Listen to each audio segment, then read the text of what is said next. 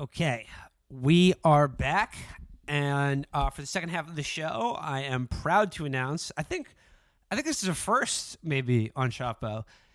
I am super excited for it because I can sit back, relax, and just pick my spots. But I think this is the first ever Matt Christman-led reading series. Ooh, Matt, that's let's right, kick folks. it off. Yeah, strap in. So this weekend, the Washington Post published an article that gave me a brain aneurysm. Unlike all the reading series that I did. Unlike all the other parts of the body that might have an aneurysm. Those are all pulmonary. This is my first brain one. So the Washington Post has realized, as well they should, because they are one of the stewards of our discourse. They understand that democracy dies in darkness.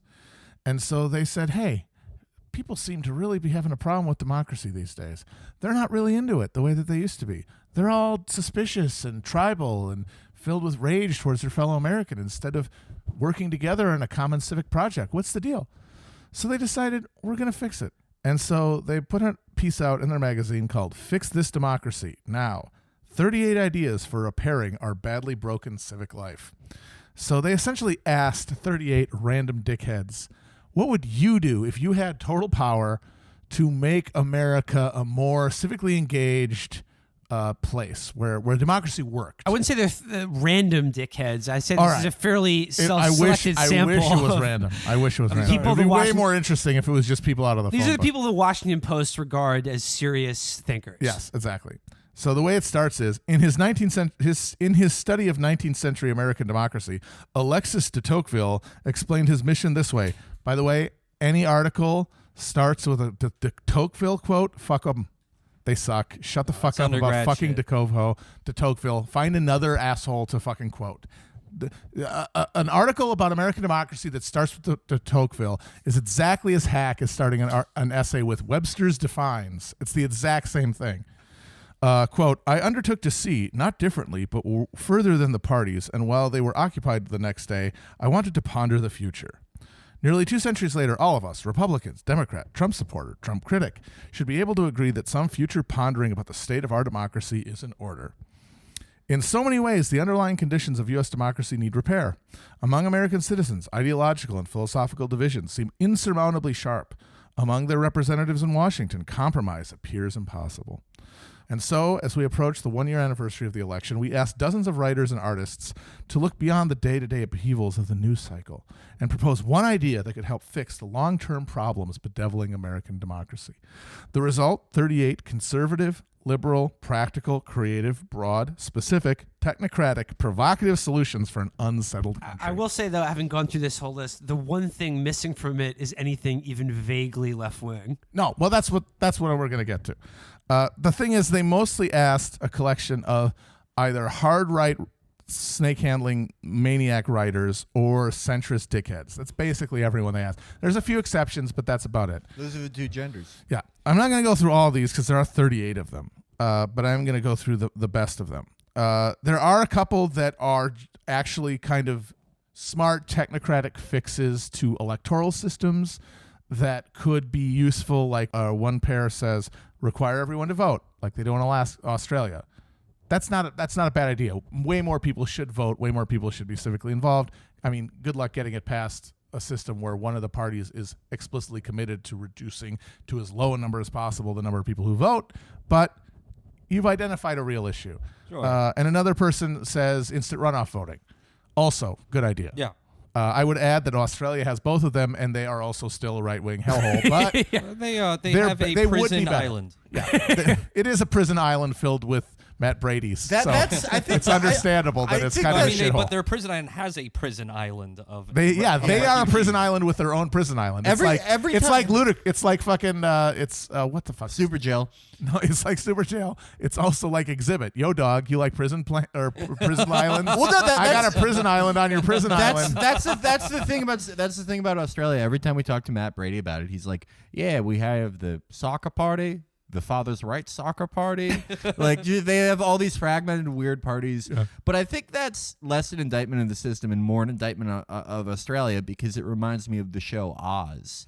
They just have a bunch of different prison gangs, and the prison gangs are like, Well, it makes sense. Yeah, the racism party. Australia essentially was an experimental prison like Oz. Yeah. Ted Australia, the first president of the nation, he was like McManus, and Adebisi was everyone else. But what actually trumps They it have all little is hats. they get sausages when they vote. They do. So I'm all for it. The No, Australia and I would system. be down if you got a delicious sizzling sauso.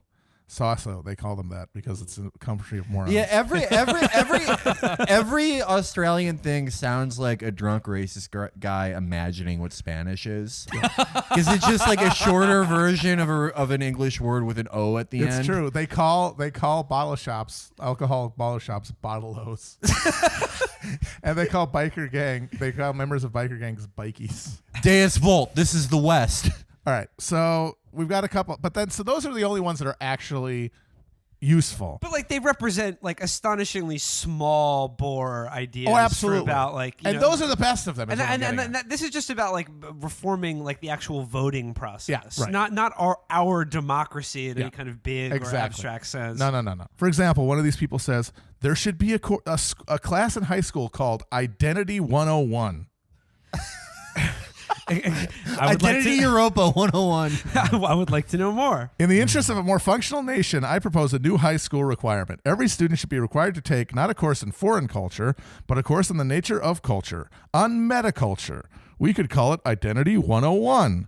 What part of identity is culture? Where does our culture come from? How has it helped us? Do we have selves independent of culture? Does anyone? How can we know what our culture is? Is our culture immutable? Do you smell toast?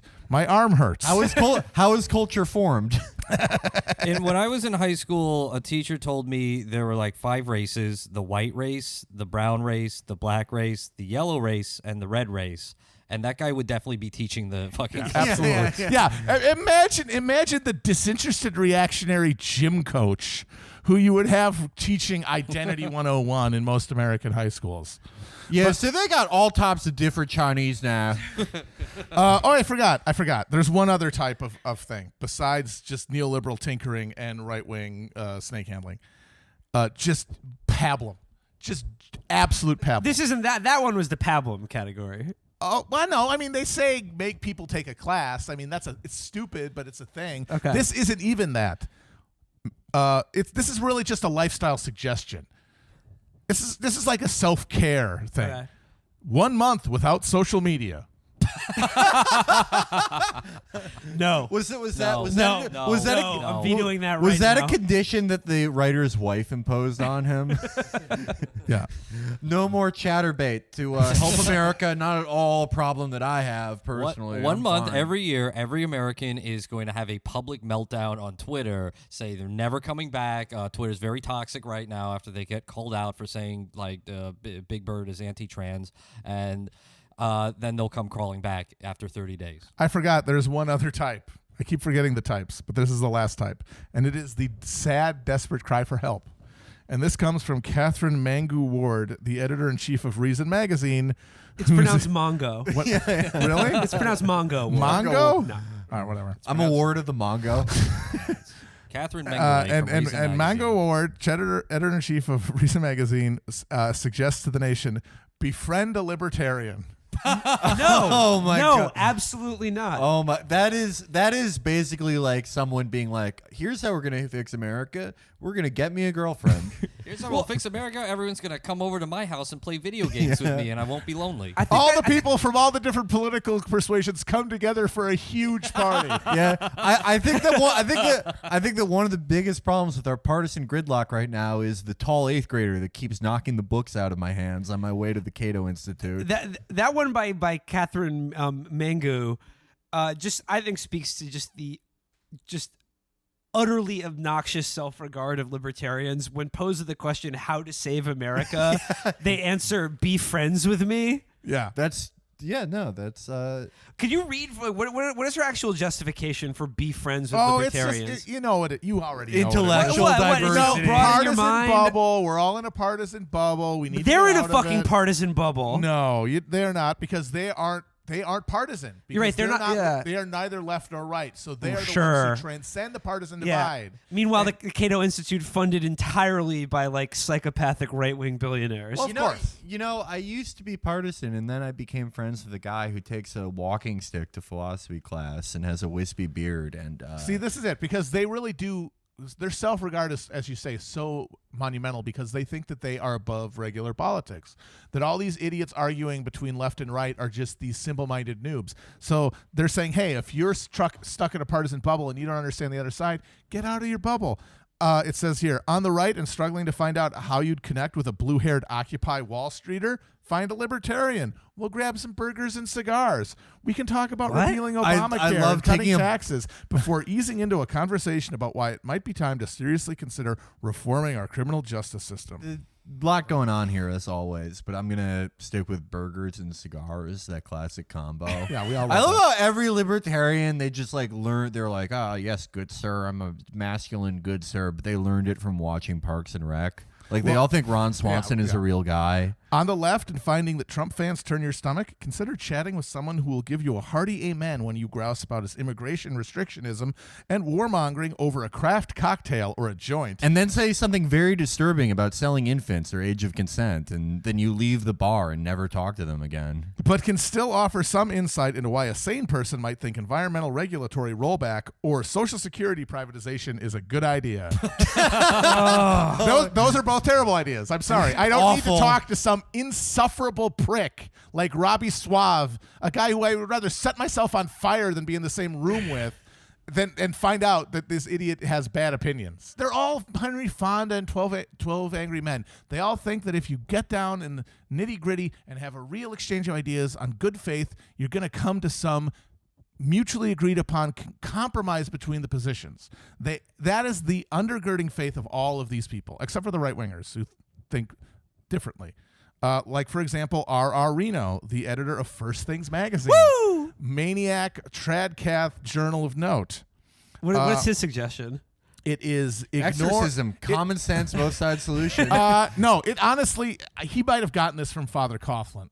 This is some fucking Rwandan hate radio, chop the tall trees shit, which is why it's so interesting when you see it compared to just the milquetoast technocrat. Compared to befriend children. the Befriend fucking- number 17, befriend children. Yeah, the tinkering bullshit. So R.R. Reno says, an ill wind is blowing in America. Income inequality is the least of it. It's not the least of it, obviously. This person's insane. In 2015, according to economists Ann Case and Angus Deaton, white men aged 50 to 54 with high school degrees or less were 4 times as likely to die from suicide, drug overdose, or alcohol-related disease as those with 4-year college degrees or more. But you don't need an economist to know that. Go to San Francisco.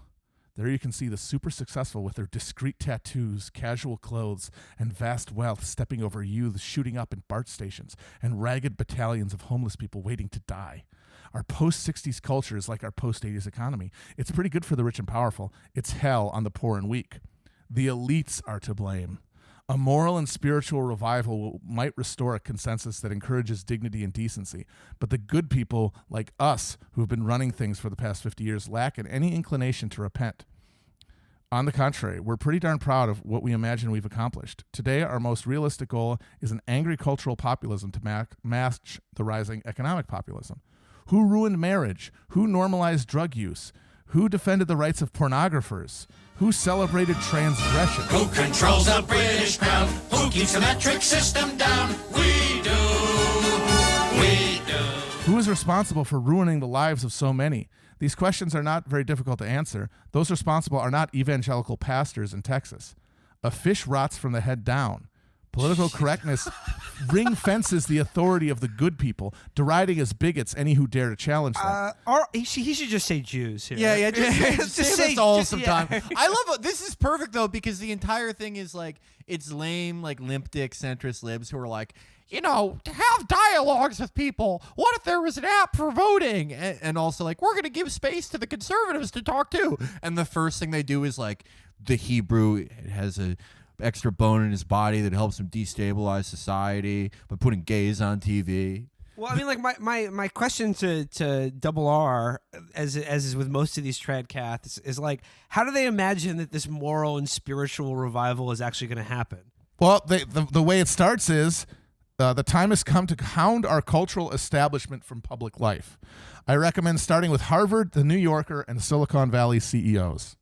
I mean, I recommend starting with them too. Well, no, like, but they suck. But like, how insane But is what it? does that mean to him practically? Chop But Charles Street. the First Things Inquisition. like First Things magazine exists to hound cultural elites. It's had zero effect because what they have like 300 subscribers. He's saying like if he could wish him into a cornfield, he would. But the thing is, his first paragraph is all about actual concrete results of rampant inequality in terms of people with the high school degrees being vastly more likely to die because of the lack of opportunities, and he puts the blame on the fucking New Yorker and pornography. and pornography. Like that is the essential insanity of these weirdos. I mean, the New Yorker is to blame for co-signing a lot of awful, like the Iraq War, or a lot of like neoliberal reforms in their political writing.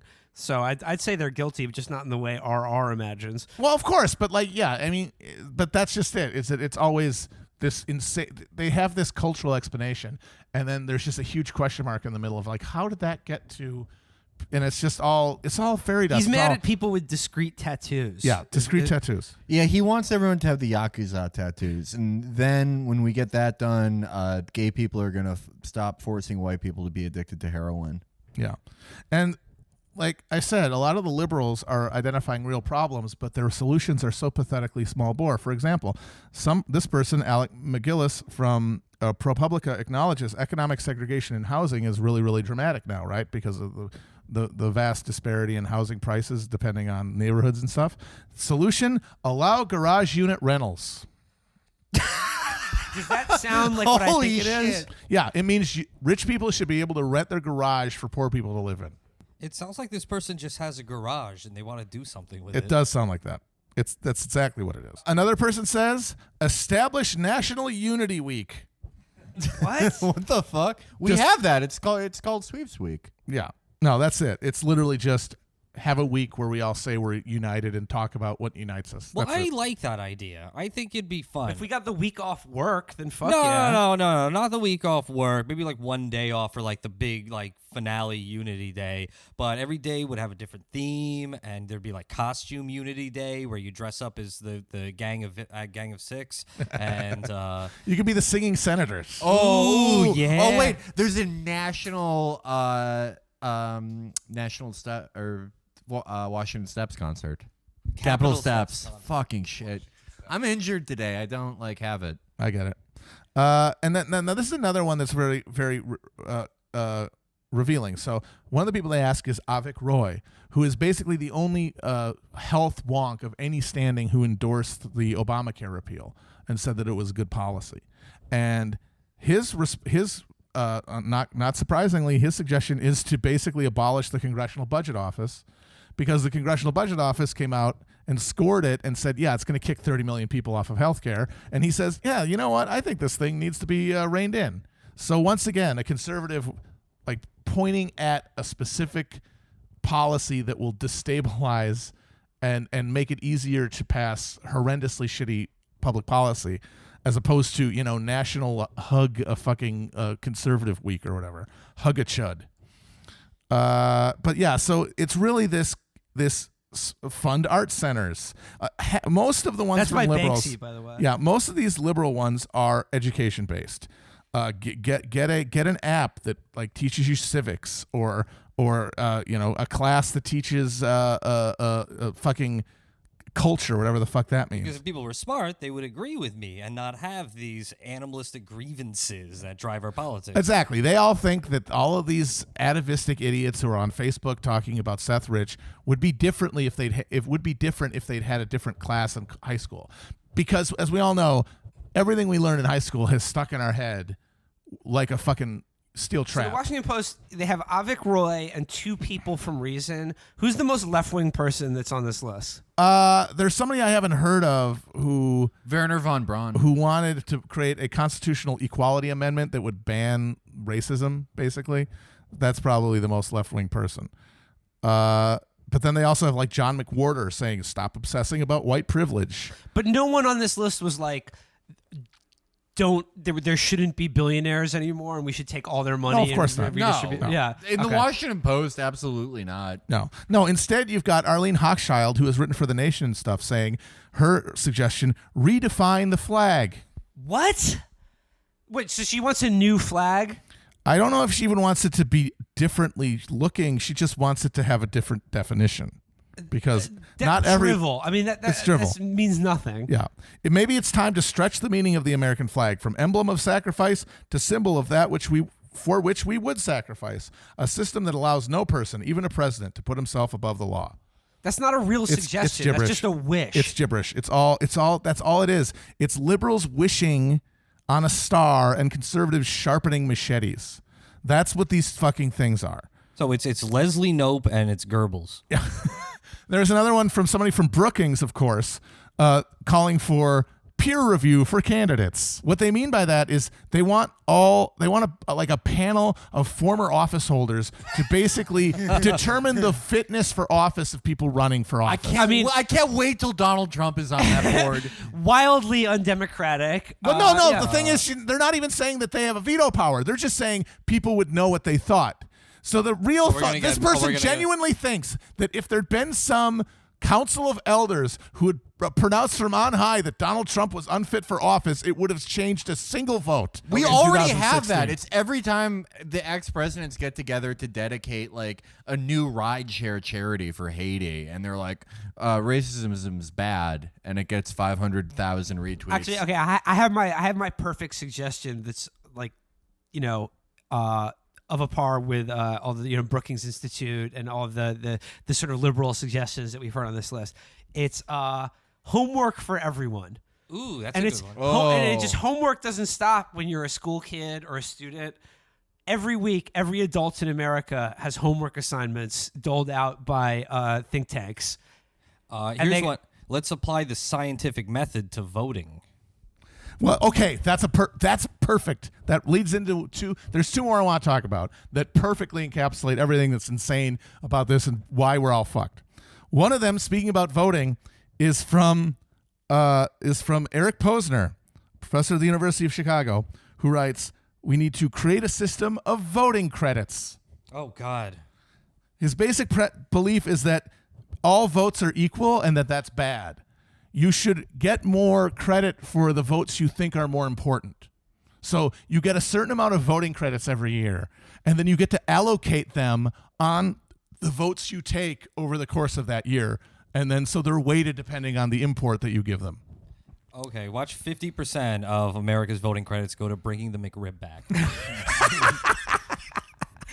I just like this because, like you said, on the one hand, it's Avik Roy, who is dedicated to just deleting Medicaid, or any kind of social welfare or regulation, and then the other half is just people who are like, teacher, you forgot to assign homework, or I did the extra credit. The half of this list is still taking spitballs off of the back of their heads from homeroom 30 years ago. I got an idea. Post all legislation to Reddit. Wait, okay, I got one. Everyone has to go into one of the Michael Hudson's threads of Facebook guys and befriend one of them. That is a good idea. That's actually a good idea. I call Saman. I'm befriending Saman. But he's not American. You can't befriend Saman. Fuck this list. I'm leaving. All right, so this is the Council last one. Solutions. This is the last one I want to talk about because it, to me, is so emblematic of what we're dealing with here. And it's by Farah Pandith, who is a senior fellow at the Council on Foreign Relations. And the headline is A Marshall Plan for America.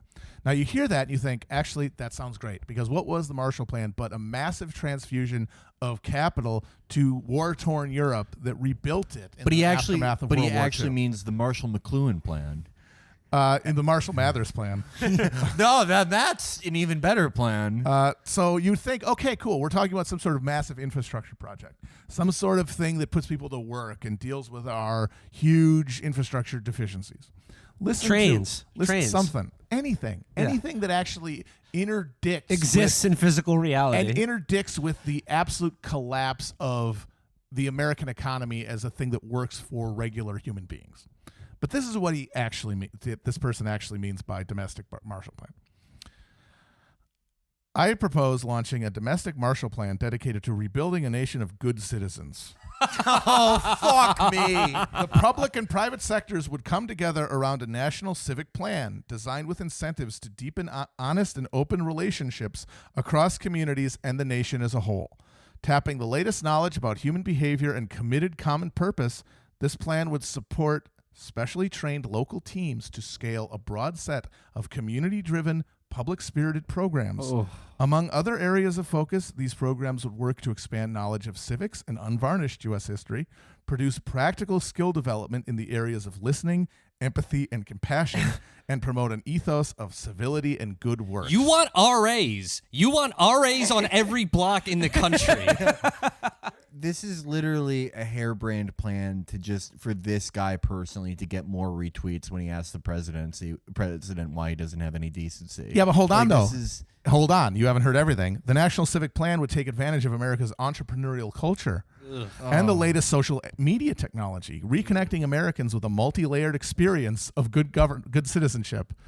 So this is like it's just like a fucking pitch for like a new social media website. Basically, it's just a collection of absolute buzzwords: civil entrepreneurial culture, social media, public spirited, absolute drivel. What if there was some sort of official governing body that could verify facts for people that they come across in the media? Oh my God! I think you might be onto something. What if there was? I mean, this is just gonna end up being FetLife. Proposing like a WPA for FetLife, but it's while you get tied up, somebody reads you Joseph Welch's testimony. Yeah. So this whole thing, it really put me in mind of Yeats's Second Coming. I mean, it really is the best lack all conviction and the worst are filled with passionate intensity. Only the best are asshole STEM lords and lanyard liberals. And their political horizons have been so fucking limited by neoliberalism that they cannot imagine any kind of fix or change beyond just these Sunsteinian behavioral nudges and education. And whenever they fucking talk about education like that, it just means they have no fucking other ideas. That's just a placeholder. They're veal calves. I mean, they think that the little pen that they live in is the entire world. I already suggested making billionaires like not a thing anymore. Making every billionaire into a millionaire. Right. And people might say, well, that's not about civics. But it's like, yeah, having billionaires drastically, violently mutilates our civic culture. I would say 4-day work week just to start. That would be my big idea to fix America would be to make Friday part of the weekend and have official 3-day weekend for everyone. No. Make Monday part of the weekend because people don't like Mondays. People like Fridays. No. You got to make Thursday the new Friday. No, fuck you. There's always going to be a Monday. Guys, you know what you need to do? There's always going to be a Monday. You guys need to befriend a libertarian.